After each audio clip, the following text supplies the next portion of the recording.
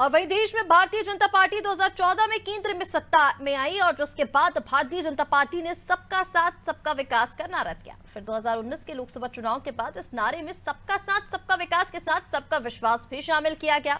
लेकिन 2024 के लोकसभा चुनाव के बाद एक नया नारा प्रबल होते नजर आ रहा है।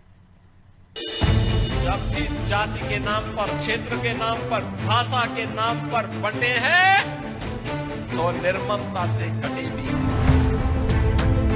मुख्यमंत्री योगी आदित्यनाथ के कटोगे तो बटोगे वाले बयान के बाद रणनीतिकार इस बात पर मंथन कर रहे थे कि आखिर इस बयान देने के पीछे उद्देश्य क्या है।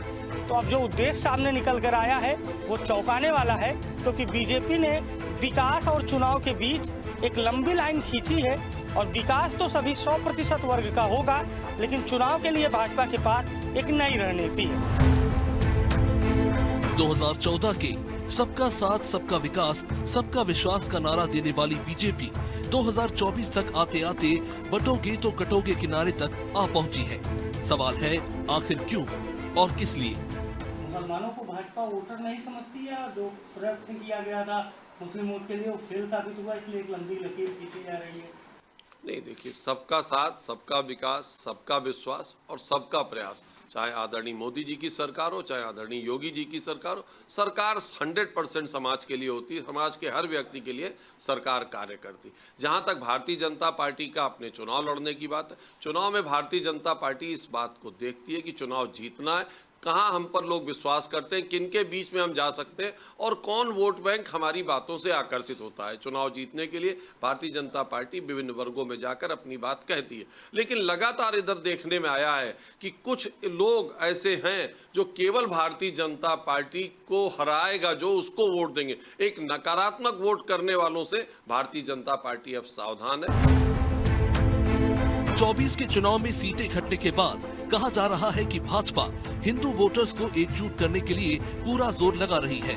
बीजेपी का कहना है कि विकास को लेकर बीजेपी का नारा वही है, लेकिन समय के साथ बीजेपी की चुनावी रणनीति में तब्दीली हुई है।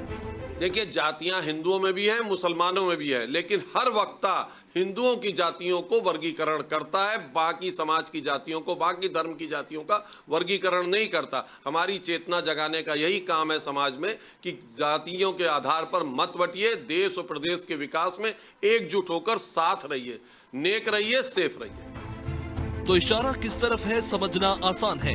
बहुसंख्यक वर्ग जातियों में बढ़ता है तो इसका नुकसान बीजेपी को भुगतना पड़ता है, क्योंकि यही बीजेपी के कोर वोटर्स हैं, जिसमें विरोधी दल सेंध लगाने की कोशिश कर रहे हैं।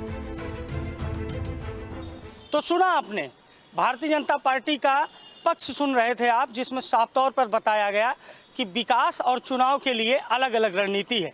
बटोगे कटोगे का बयान सीएम योगी आदित्यनाथ ने इसी रणनीति के तहत दिया है, जहां चुनाव में अब भाजपा केवल अपने कोर वोटरों पर फोकस करेगी, या सीधी भाषा में कहें तो भारतीय जनता पार्टी हिंदू और अन्य अल्पसंख्यक वोटों के सहारे है।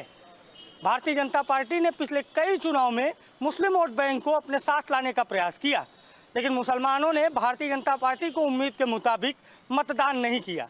तो ऐसे में भाजपा ने नई रणनीति बनाई है कि विकास तो सभी का होगा, लेकिन मतदान और मत की अपील और उम्मीद भाजपा अपने कोर वोटर और खास तौर पर हिंदू वर्ग से ही करेगी।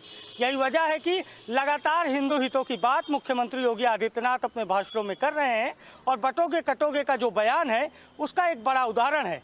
यानी भाजपा अब विकास हर वर्ग का करेगी, लेकिन मतदान की उम्मीद अपने कोर वोटर से करेगी। और यही वजह है कि बीजेपी ने अपने कोर वोटर यानी हिंदू वोट बैंक पर फोकस बढ़ा दिया है, और अब हिंदू हितों की बात को प्राथमिकता दी जाएगी।